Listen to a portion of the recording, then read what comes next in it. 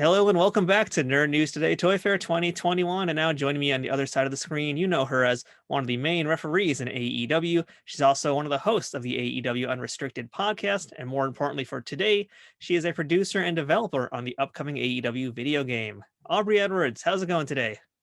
Hello, thank you for the wonderful introduction. It's so great to be chatting with you today. I'm used to seeing you every Wednesday, and it's not quite that night yet, but yeah, it's really great to Not actually be able yet. to virtually meet you.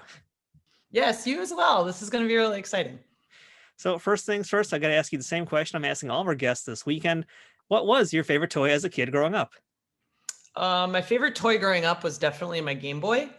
I got one of those big clunky ones from the 80s that was like I had those too. gigantic and gray, and it had the like yellow screen, and the only thing it could show was black pixels. I got it when I was, I think, like 2 or 3, and it was still too large for me to hold. So my mom actually used to play video games, and I'd sit behind her telling her what to do. And I just have a lot of fond memories of that moment in time. So I'd have to say the original Game Boy was definitely my favorite toy. I heard your favorite video game was Legend of Zelda. Is that true? Oh, 100%. I have a Triforce tattoo and everything. Nice, nice. Did you play that a lot with your mom as well?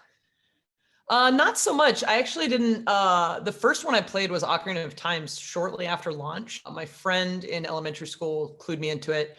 I went over and we beat the Deku Tree, and I'm like, whoa, this is crazy. That was actually the video that got me interested in making games in the first place. So I went back and played all of the Zeldas before that, Link to the Past, the original. And then I've played every Zelda that has come out since then. And for a long time, Ocarina of Time was my favorite, but I think Breath of the Wild has definitely topped it. So I actually just listened to the AEW Unrestricted podcast that you did with Tony, where he interviewed you about your past. And yeah, I read that, rather, I heard that you basically really only got into pro wrestling in the last 10 years or so. And you were just all about games. And in fact, you were a video game developer before you did AEW refereeing full time and got into this deep into the world of wrestling. Correct. I hadn't actually started watching wrestling till about, I think, like 9 years ago. I never watched it as a kid. My dad hated it. Male soap opera, blah, blah, blah, blah, blah, all that stuff. So it was never really something that I was super interested in. I was always very much a gamer growing up. So when I was looking for things to do and things that I could eventually pursue as careers, I went into game development. So I have a bachelor's of science in computer science. I was originally a programmer. After my first 3 titles or so, I ended up switching over to production. Big franchise I've worked on, and probably what most people know me for on the game development side of things, is the Scribblenauts franchise. So that was sort of my baby for a good 5 years. I also have a Starlight tattoo, so there's my 2 game tattoos. But yeah, I worked in games for a long time. I worked on all kinds of stuff: Nintendo, Sony, Xbox, MMO, mobile, free to play, retail, like you name it. I've probably worked on something tangentially related to it. And then I started watching wrestling with some friends, and I got super invested in it because when you describe wrestling to someone when they're new to it, it's like, okay, cool, that sounds weird and interesting. But when you watch it and you realize it's just another form of storytelling, that was the thing that really drew me in. So for a long time, just a fan, and then eventually ended up learning how to ref at the local indie scene here in Seattle. And about a year and a half after that, I got noticed by AEW, and now this is my full-time career. So kind of a complete 180 direction from working in an office job to traveling by airplane and being on live television. It really is, but that's an amazing journey to go through. And I'm curious too, during this time, at what point did you start playing pro wrestling games, and when did those things get onto your radar? Oh boy. I've only recently started playing pro wrestling games, probably since I started actually working at AEW. I've always been a big proponent of, if you're making a product, you have to be familiar with other competitive products. So I've started playing a lot of No Mercy, a couple of wrestling mobile games, a couple of games that are available on Switch and whatnot. So I'm still very, very new to it, finding the things that are really engaging for fans. And that's going to be what's most important when we start actually releasing AEW games, is making sure that the fans are super engaged and really enjoy what it is we give them. So AEW has initially announced 3 different games. We're going to talk about those, and the main one we got to start with, of course, is the console game. This is going to be the pro wrestling game itself. So I've heard this is meant to be kind of like in the vein of No Mercy, which is, of course, one of the best pro wrestling games of all time. So how would you kind of describe the gameplay? Which game would you say it most resembles at this point? So this is going to be a really terrible answer, but I'm not working on that game at all. That is Kenny Omega's project. I think AEW Games is much bigger than a lot of people realize, but I'm solely focused on the development of Elite General Manager. So on that note, then, is there anything you can tell us that you know about that's going on? Because I know obviously things are super duper top secret. I know things are hush hush. They'll break my thumbs if anything gets out. But what do you know that you can share with us at this point about it? I know that the biggest thing that you can follow, because we're still keeping very a lot of details close to the chest, as you know, as games early in development typically are, until we're ready to talk about it. Just because when we do want to talk about it, we want to be able to give the fans as much information as possible.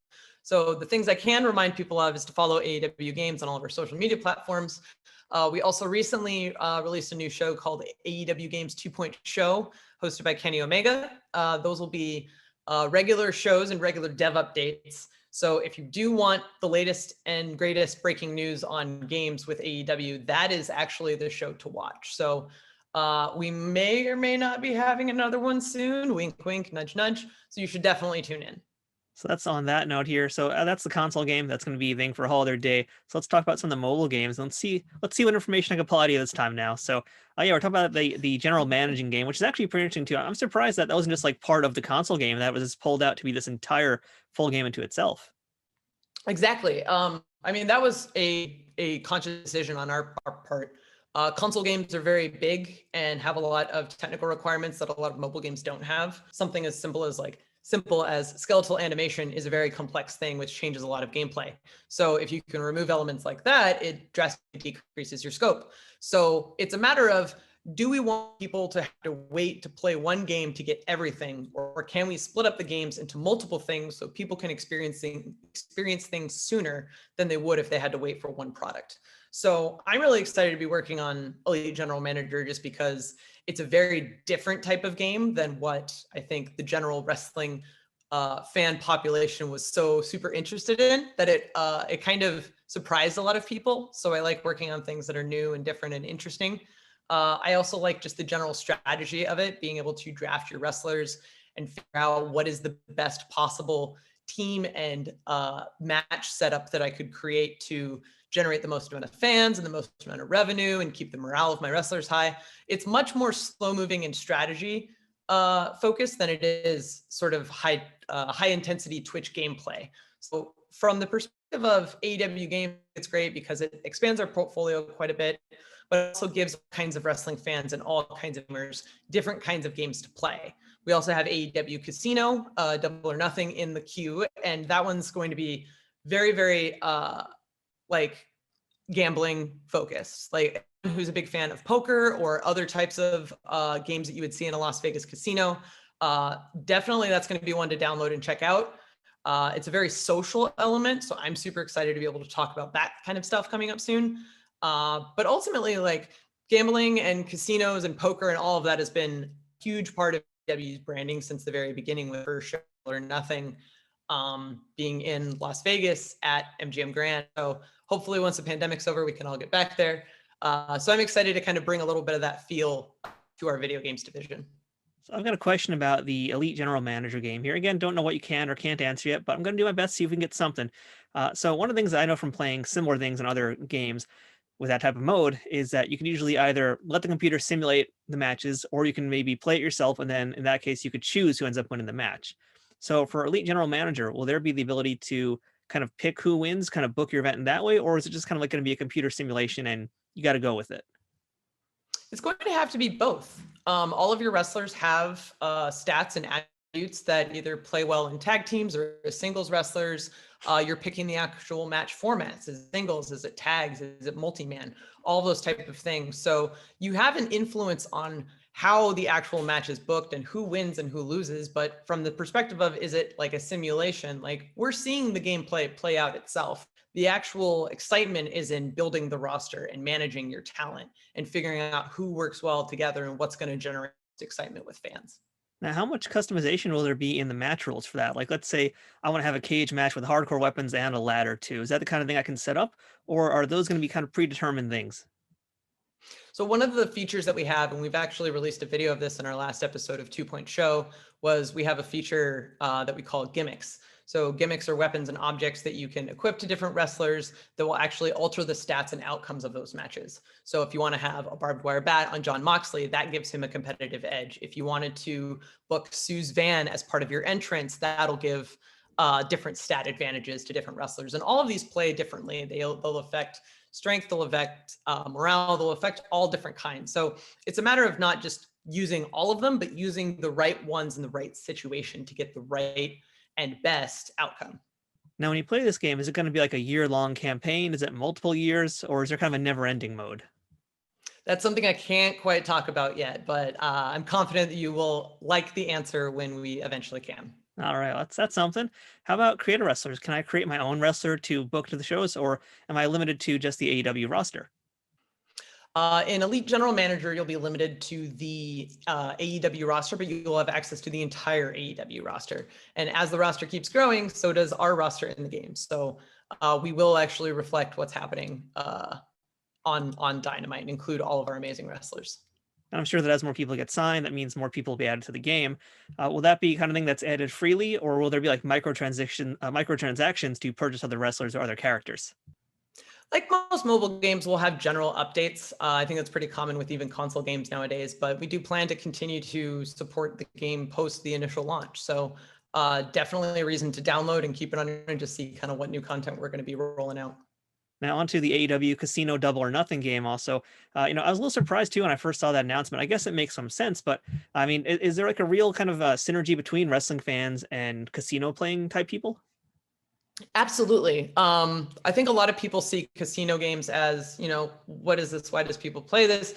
But a lot of the male 18 to 34 demographic that we see responding well to wrestling is also the same demographic that ends up really enjoying casino games. So in reality, there is quite a bit of crossover. And we've found over and over again through other casino games that wrestling fans are flocking to those. And I know internally talking to people like Dustin and JR and the Young Bucks, like those guys are big poker guys. So if you can give them poker on their mobile phone with the amount that we travel, like this is just great. There's definitely a crossover. Can you tell us how many different casino games will be available from launch? I can't share that information quite yet, but you'll know soon. Now, I know, again, you can't say exact things about timing or anything, but in terms of maybe a rollout or release schedule, are you planning to have all three games released simultaneously, or will they kind of be staggered releases? The one thing that we have said publicly about releases based on the last episode of 2 Point Show was that we said the casino game was going to come out within 60 days of that airing. So we've kind of got our butts on the line. So you'll probably hear more information soon. Everything else is a little too soon to talk about. I apologize for not realizing you weren't actually part of the console game either. I wasn't sure about that. So it's a little interesting just because AEW Games is such a new thing. And I think because there's so much excitement around the console game that there's an immediate assumption of like, why isn't everyone working on this? It's like, well, because we have a massive portfolio and we want every game to be good. So yeah, I'm really excited to work on the mobile game. Eventually I hope to move over to the console game. That would be fun too. I'm excited for all of them. I can't wait to see how it's going to all turn out. So, Aubrey, we can't let you leave here today, though, without asking you a few pro wrestling questions. And, we have to talk about Brodie Lee as well, I feel like, because he was one of my favorites of all time. I was so excited to see him come to AEW and to really kind of start blossoming and really realize his full potential. And I actually just listened again to that episode you and Tony did with him. Really, really touching episode. What's one of your favorite memories about Brodie? Oh man, one of my favorite moments about Brodie is his. I don't know if I can swear on this, so I'll change it. But when you're walking around the venue at Daly's Place or really anywhere, and you see Brandon Cutler running around with his camera filming BTE, you can generally always overhear kind of what's happening and just kind of build your own excitement. Like, oh, I wonder what's going to be on BTE next Monday. And there's that one particular room where Dark Order films a lot. So walking through the hall and being able to hear Brodie yell, "Are you crying? Are you crying?" as the guys are busting up laughing and trying to contain themselves. It's just one of those, like, you're not even there and watching it, but you're like giggling, laughing to yourself just because you can absolutely picture Brodie yelling at Silver's face about this kind of stuff. Yeah, so I mean, there's too many Brodie stories to count, and there's so many people that have shared them following his passing. But he was definitely a great guy, and a lot of people definitely cherish all the work that he's done in the industry and just what the incredible family man that he is. So who among the AEW roster are like the real serious gamers? Like who are the folks that are bringing their consoles with them into the stadium and like getting a big group around to play something? Oh man, I know Cody's been playing a lot of wrestling games recently with Little Brodie, since Little Brodie's been hanging out backstage with us a bit. I think they've actually been playing No Mercy quite a bit. There's a huge contingent of wrestlers that have been streaming on Twitch. I know Kip and Miro and Ali and Leva and Cutler and Evil Uno. They have their Sunday sus days where they all play Among Us together. So whether or not they're actually bringing consoles to the venue or if they're gaming at home together, there's quite a few of our talent that is super into gaming. So I'm feeling really happy that I get to work with all these awesome people. And one more time, too, I got to mention, I'm really, really digging the AEW Unrestricted podcast. It's really great. All the dudes are completely out of character. Also, for anybody wondering, they're all talking very earnestly, very openly about all their situations. It's And it's a lot unreal. of fun hearing you and Tony go at it as well. Oh yeah, so that was a great thing is Tony and I didn't really have any sort of working relationship when we started the podcast. And since the podcast has been around, I think for over a year now, we've definitely developed this like unique friendship. I mean, if you listen to the podcast at all, you hear the two of us bickering together like we're brother and sister, even though he's old enough to be my father. Which is a lot of fun too. Just to even think about that. Yeah, it's like here's this guy who's been around the business for decades and knows so much. And I mean, it must just be a great learning experience too to be around him. It's definitely a great learning experience. I mean, he's the king of wrestling interviews, right? Like so many people have memories of Tony Schiavone walking in the ring and just sticking a microphone in somebody's face. So many wrestlers themselves have memories of this. So it was kind of interesting because at first because I never watched wrestling as a kid, I didn't quite understand the aura that Tony Schiavone's career brought with him. And I'm like, oh yeah, he's just a dude, whatever. And then the more I learn about him, I'm like, oh wow, no, this guy's really great. So we eventually got to the point where end of 2020, we ended up swapping a little bit. So early in the podcast life, he had interviewed me, and we decided that to close 2020, it only made sense to interview him, which is an extremely intimidating moment where you're basically the one interviewing not only your coworker, but this guy who is the king of wrestling interviews. So intimidating, but I think the amount of stuff I learned from him over the course of a year for managing interview definitely came to fruition in that moment. I can appreciate having a tough interview like that. I do another podcast here on my channel called Trek Untold, where each week I speak to character actors or stunt people or behind the scenes crew of Star Trek shows. And that's a shameless plug, Cody, in case you're listening. But yeah, I know what you mean there, man. Now I'm kind of curious, who's your dream interview?